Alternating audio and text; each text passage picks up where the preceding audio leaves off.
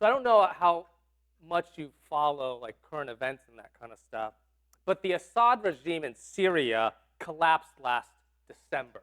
Okay, so that's just a couple months ago. Bashar Assad had been president in Syria since 2000, and he was a brutal dictator.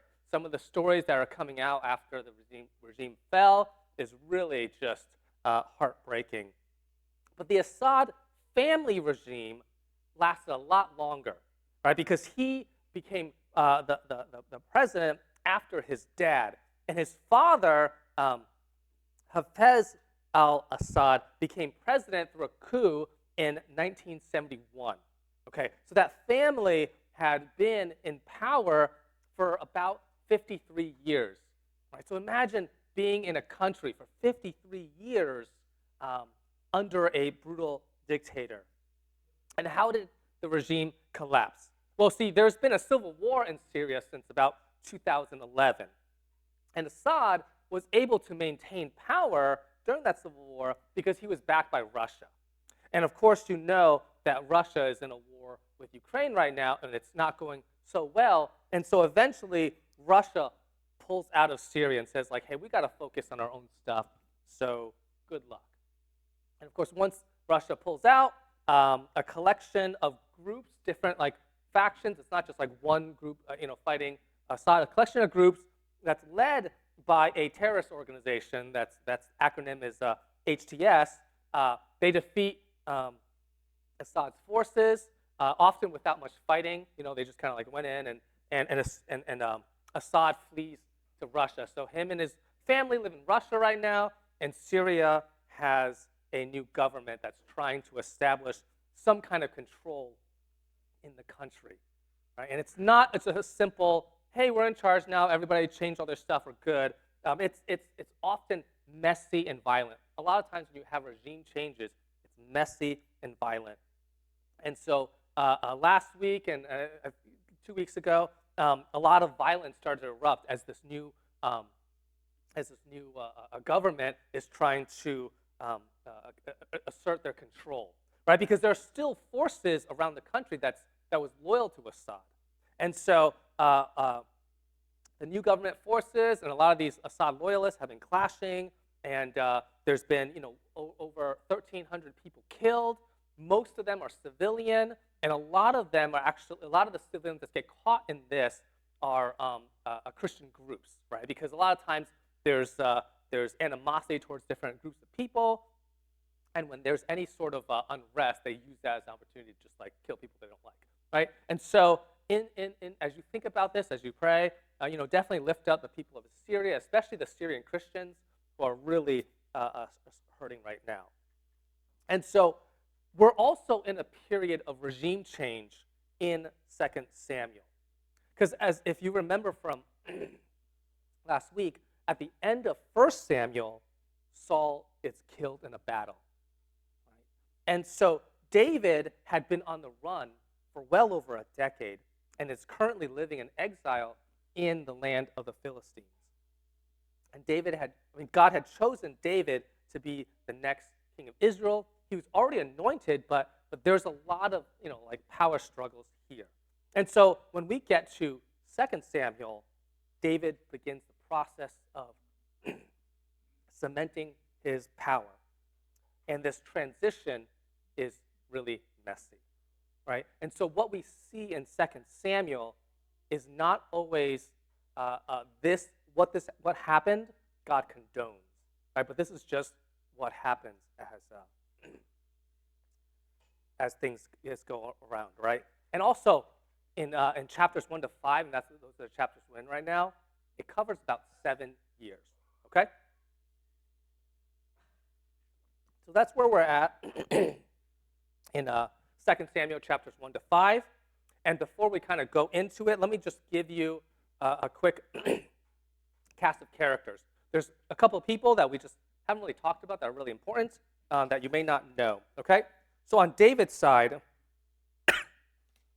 you have Joab, who is the commander of David's armies, and his brother Asahel, okay?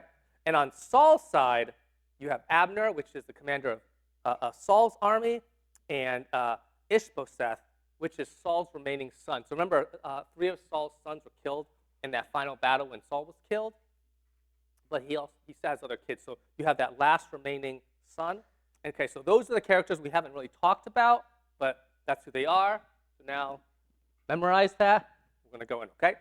So here's a quick overview of chapters 1 to 5, and then we'll kind of go into, okay, what does this mean? Like, what does this history lesson mean for us? Okay? So, chapter 1, David mourns. Okay?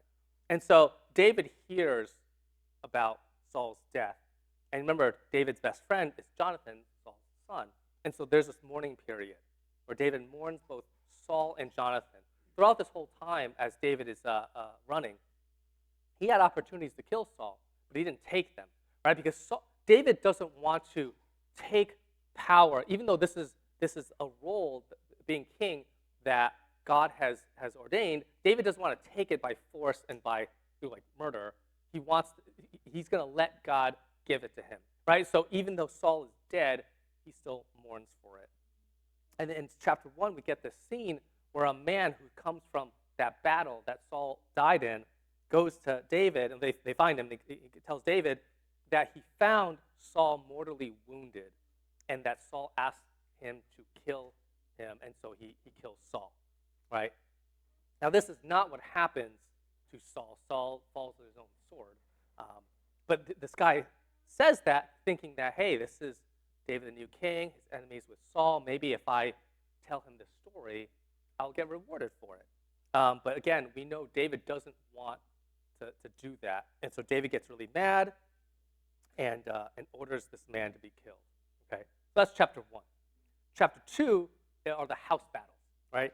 The house of David versus the house of Saul, which is now Ishbosheth, right? Because one of the things you have to remember is that not everyone knows that God had picked David to be the next king. Remember, Samuel, the prophet, has already died as well, right? And so we have to kind of like establish, hey, David is the new king. And so what David does is he goes to Hebron, and where he's anointed king, and the tribe of Judah kind of follows him. Remember, there are other tribes as well. And so Abner takes Ishbosheth, and he takes him to Mahanaim and makes him king over the rest of Israel. So you'll see this little map. See, David is where that circle is.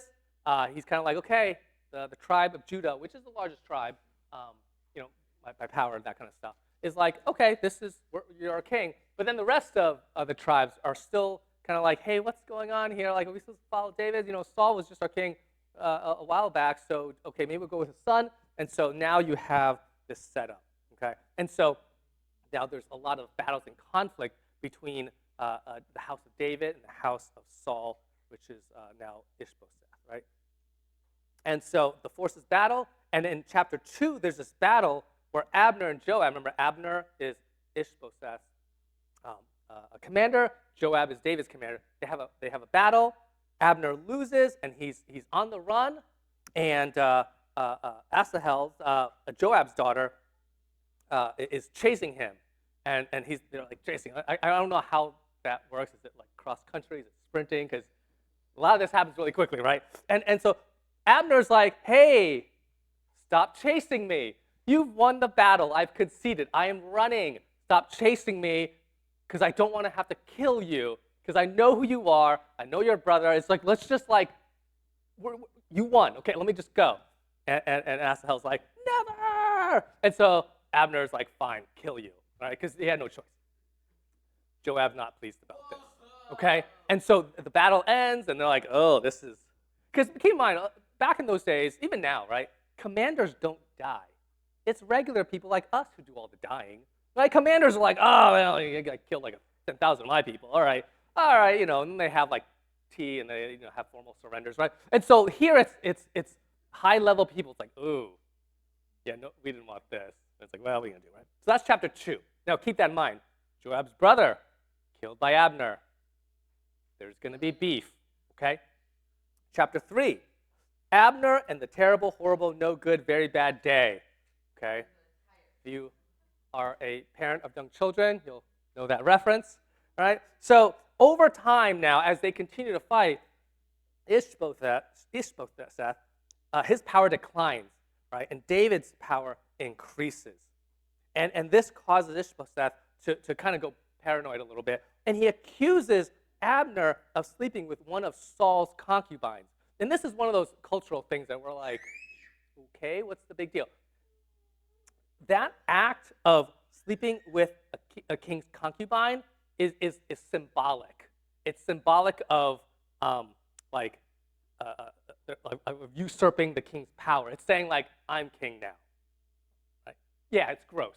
Okay, but that's how they did it back then. Okay, so that's one of the ways they did that. Of course, Abner gets really mad because he's like, I didn't do this. Now, whether he did or not, we don't know. The Bible doesn't say. But Ishbosheth has accused his commander of doing this. And so Abner, this is like Abner's like last straw. He's like, listen, I've been faithful to your dad. I've been faithful to you. We're not doing well right now. And now you're going to accuse me of this? Fine. Storms off, goes to David and says, I'll be on your team if you want. I'll help you clean up the rest of the tribes. And David says, oh yeah, that sounds good. I like that, right? Like the commander of my rival's armies is saying, I will now switch sides and be on your team. So David's pleased with that. He says, okay. But remember, the commander of David's army is Joab, who does not like Abner. So when Joab finds out, he's like, no, David, what are you doing? Like, Abner's just doing this because he wants to spy the land. He does not want to actually join us. How could you do this? And without telling David, he sends a message to Abner like, hey, let's chat because we're co-workers now. Let me give you orientation, right? And Abner's thinking, oh, okay, because we're co-workers now. And clearly, David already approved of this. And he does the old like handshake stab kind of move, right? And so Joab kills Abner. And so Abner has a bad day there. And that is chapter 3. Chapter 4 is Ishbosheth and the terrible, horrible, no good, very bad day. And of course, now you kind of know what's going to happen here, right? So when Ishbosheth finds out that Abner not only went to David and pledged allegiance there and then got killed, Ishbosheth really, he knows his power is fading fast. And that is a correct assessment because shortly after, two of his officials assassinate him, right? And so you just kind of see the writing on the wall. It's like, oh, hey, I don't think Ishbosheth's going to maintain power much longer. We should switch sides. Hey, let's assassinate Ishbosheth and then go tell David. And so they kill him. They bring his head to David and said, hey, David, I saved you a lot of trouble. No more fighting, right? Abner's dead. Ishbosheth's dead. And aren't you happy? But again, we know from David doesn't want to take power this way. He wants God to give him the power. And so David gets really mad and also has these two assassins, these officials, killed as well.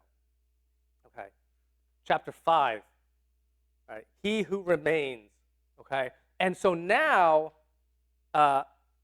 you have Ishbosheth is murdered. Abner, the commander of his armies, is dead.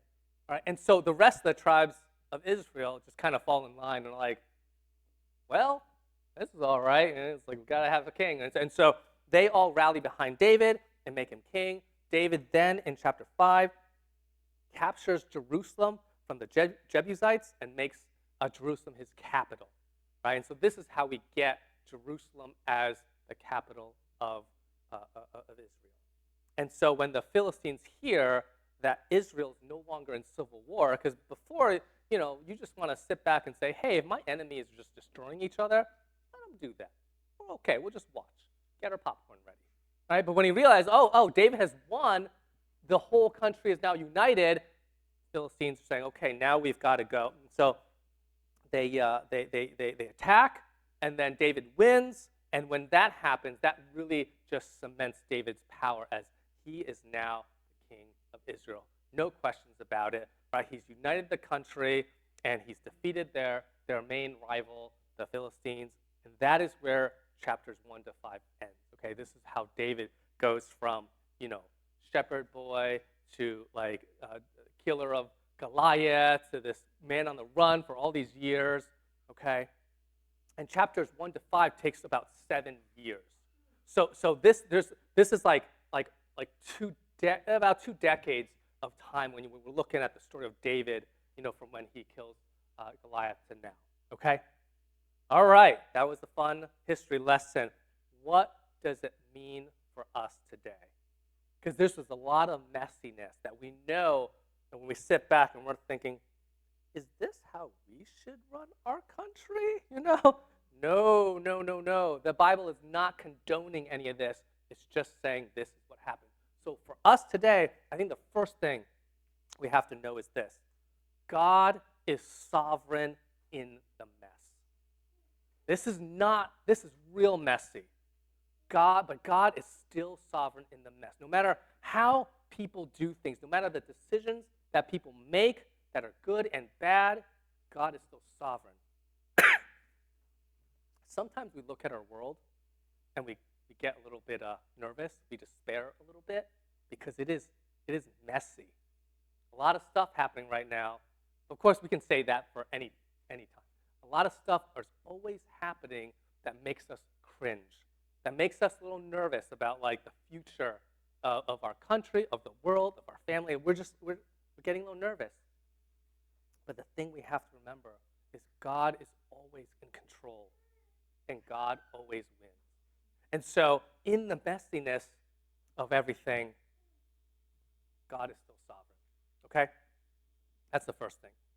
The second thing, and actually no, but I want to read a couple verses before I get to the second thing.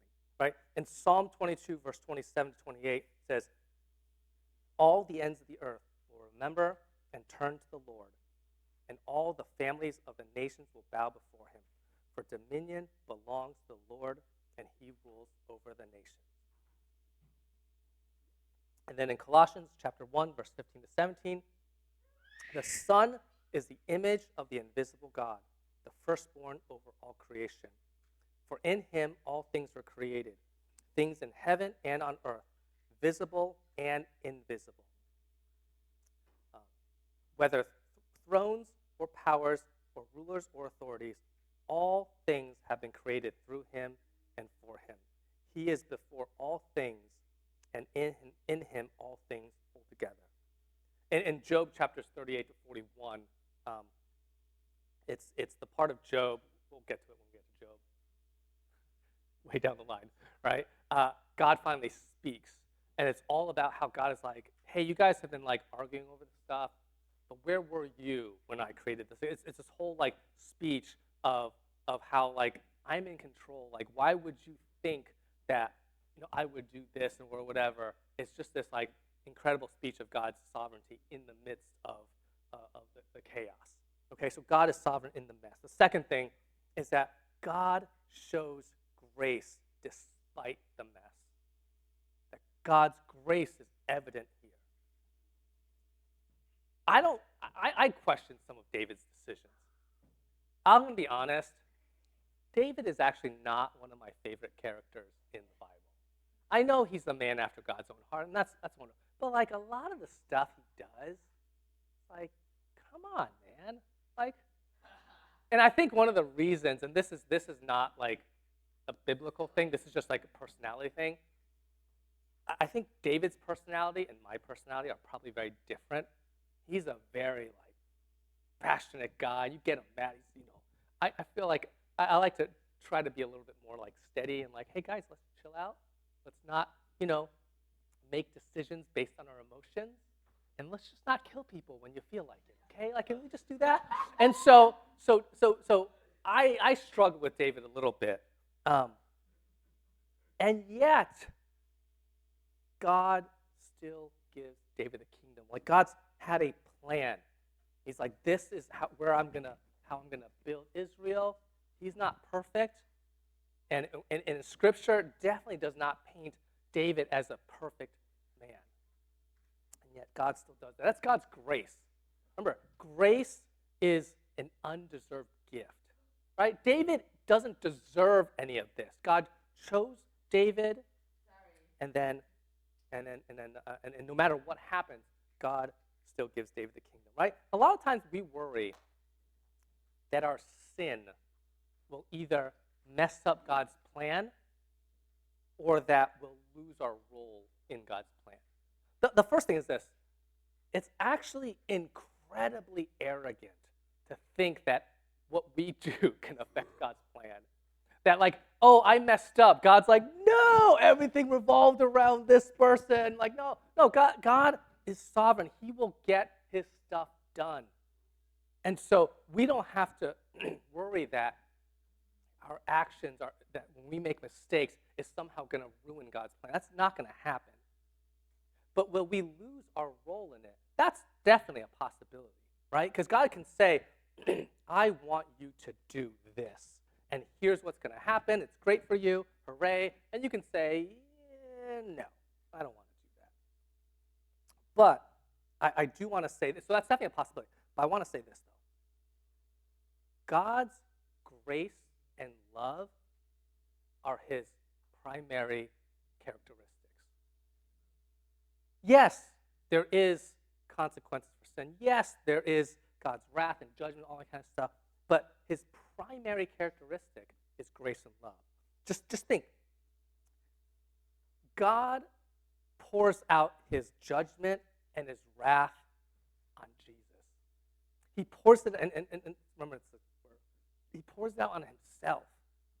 And God pours his grace and love onto us. So when we think about like our actions and our sin and how it affects things, yes, it could, but always remember, like God's grace and love is not equal to his judgment and wrath. God's grace and love is like way more. And so as you think about that, yes, no, we should not abuse God's grace and take advantage of it and think, you know what, I can do whatever because God's going to continue to give me love and grace. And yes, God will, but we shouldn't do that. But we also shouldn't be in that mindset of like being in fear of like, I take one step out of line and bam, it's over for me. Right? God's plan for me is gone, and God's like, well, you're on your own for the rest of your life. No, God is sovereign. He has a plan, and it could change. It could be affected by how we live and act. But God's plan is sovereign. He will get his stuff done, and God gives so much grace to us. I think those are the two big things. In the midst of all the craziness and all the mess, that's the big thing, okay? The third thing is this. Don't sin to further good, right? You have these stories in chapters 1 to 5 of people thinking, hey, I can accelerate this. I mean, they weren't thinking about God's plan, but they're just thinking, hey, David, he wants power. I can help him with that by doing this horrible thing, like by killing somebody or by lying about killing somebody, right? Because that's how people think. People are always, you may have heard the saying, the ends justify the means. It's by Machiavelli. And it's one of those things that a lot of people kind of, they don't say they believe, but their actions kind of shows that they believe that. That is not a Christian thing. That is not compatible with the gospel. This idea of, okay, I have a goal in mind, and it's a good goal. And so it's kind of okay to do things that are, we'll talk about it, right? But if the goal is good enough, right? That's a way a lot of the world thinks. And that is not consistent with how the Bible teaches. That is not consistent with what God calls us to. Okay? If you look at history, some of the most evil things in human history has been done with that like mindset of, hey, I'm really trying to do something good here. And there might be some, broken eggs, the saying that you can't make an omelet without cracking some eggs, right? There might be some collateral damage, but it's okay because the ultimate goal is really good. And I think a lot of Christians also let that kind of thinking, which is not biblical, kind of seep into their mind, seep into their actions as they attempt to do something good. Okay? But that's just not how God works. And we've kind of seen that because, look, how did Saul lose his kingdom? It's because he was trying to do something good. He was trying to protect Israel. But instead of waiting for Samuel to come and do the offering before the battle, he did it himself. Right? In Saul's mind, he's like, God, I'm trying to do the right thing. I want to, get this done and get the offering so we can protect Israel, which is a good thing. And God's like, no, that's not the point. Like, you're supposed to obey. Right? Saving all the spoils of war is not a bad thing, right? It's more resources for people, for us. But God's like, no, that's not how it works. And so don't sin to further good. And so we have the three things for us today, right? God is sovereign, even in the mess. Don't ever forget that. And then God shows grace despite the mess. And don't ever forget how much grace God gives you. And then with that in mind, as you now live out your life for Jesus, don't be tempted to sin. Don't be tempted to compromise what God has called us to in a holy life to further what is good.